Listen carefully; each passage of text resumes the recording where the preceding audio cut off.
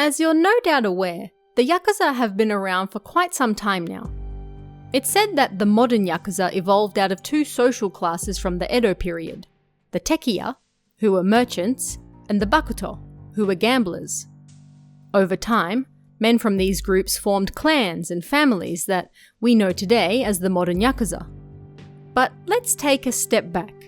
Not quite all the way back to the Edo period, but to the Taisho period, the start of the 20th century. This incident came to be known as the Bekkouya Incident, and it still lives on in infamy today. First, a little background. The Bekkoya family are a secondary organization of the Sumiyoshi-kai crime syndicate in Tokyo. They've been around for quite some time, and back in 1922, their founding leader was a man by the name of Ichimi Naokichi. During the early 20s, Ichimi was involved in a Tokyo turf war with Takahashi Kinjiro from the Takahashi family.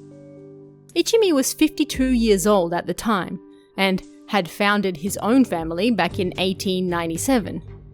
He took the name Bekkoya because he was a former artisan who worked with tortoiseshell. Bekko, in Japanese, means tortoiseshell. In time, he turned to gambling and worked underneath Aoki Kumejiro of the Ikui family, where he became one of Asakusa's infamous triumvirate members with two of Aoki's other subordinates. Yet, Ichimi especially was short-tempered and rigid-minded. He was outspoken and didn't like being challenged. He was quick to turn to physical violence and ended up spending much of his time in prison. His brash, violent nature made him many enemies, and this didn't abate even as he got older. In fact, it intensified. On the night of April 14th, 1922, Ichimi was visiting a traditional Japanese restaurant for dinner. As he left, slightly tipsy and jovial, he found a rickshaw driver dressed in black waiting for him. Ichimi climbed on board and the driver then set off. Sitting inside the curtained rickshaw and full of food and sake, Ichimi started to drift off as the rickshaw swayed to and fro. But then it came to a sudden stop, and confused, Ichimi poked his head out through the curtain to see what was going on. He found the driver shocked and frozen on the spot. The lanterns on the rickshaw shone on roughly 4 or 5 men surrounding them with Japanese swords and spears. The men were assassins, and the lead man was Nakamura Naohiko, one of Kawai Tokusaburo's men. Without getting into Kawai's incredibly prolific history, let's just say he was a very big and important man in Tokyo at the time. One of his many roles was as chairman of the Yamato Minno-kai, a Yakuza group focused on construction projects. It would appear that Ichimi found himself on Kawai's bad side. Bad enough that he had sent several hitmen to take him out. As it turned out, his turf war with Takahashi was serious. Very serious. Here's where things get a little complicated. Yamamoto Shuzo, head of the Dewa family, put his support behind Takahashi in this turf war. Few liked Ichimi, considering his brash and violent nature, so that's not too surprising. Kawai then wanted to make Yamamoto his successor in the Yamato Minno-kai. To do this, he needed the support of the other family and clan heads, and one of these people was Ichimi. Now, Ichimi was in jail at this particular time, and he opposed Kawai's bid to have Yamamoto as his successor. Not only was Ichimi fighting with one of Yamamoto's men for turf, but now he had opposed Kawai's bid to have Yamamoto succeed him. Now, you can probably see where all of this is heading. Kawai decided that enough was enough, and it was time to get rid of Ichimi, this thorn in his side.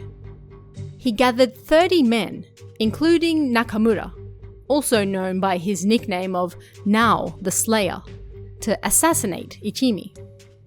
These men divided into 10 groups of 3 men each, and each signed a jointly sealed covenant never to speak of what happened.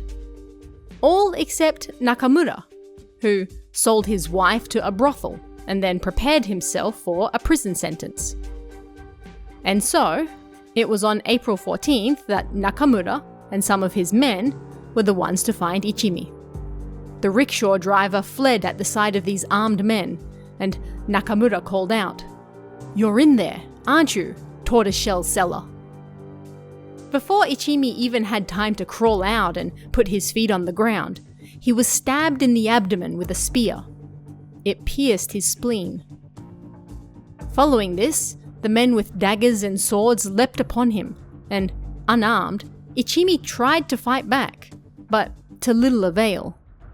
It's said he was injured so badly that his insides started to come out. Not one to give up, even on the verge of death, Ichimi tried to stuff his internal organs back in, but eventually fell to the ground, his energy spent. The assassins disappeared, and Ichimi's body was found and taken to a nearby university hospital. He was, surprisingly, still alive. The doctors tried what they could, but little could be done for him.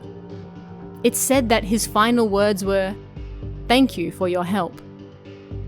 He then passed away.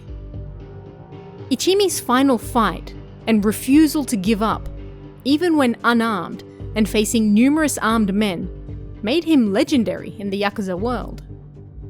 Nakamura was eventually arrested for Ichimi's murder, although he refused to testify who else was there with him.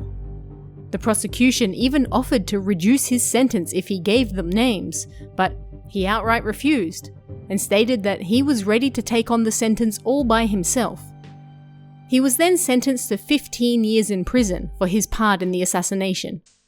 Nobody else was charged. And that's the story of the Bekkoya Incident.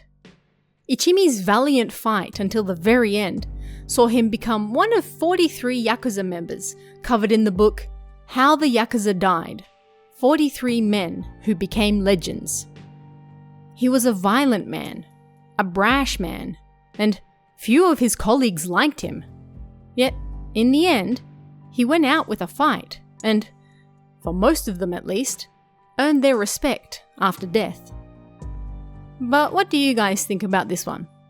Let me know in the comments below, and I'll see you again next time.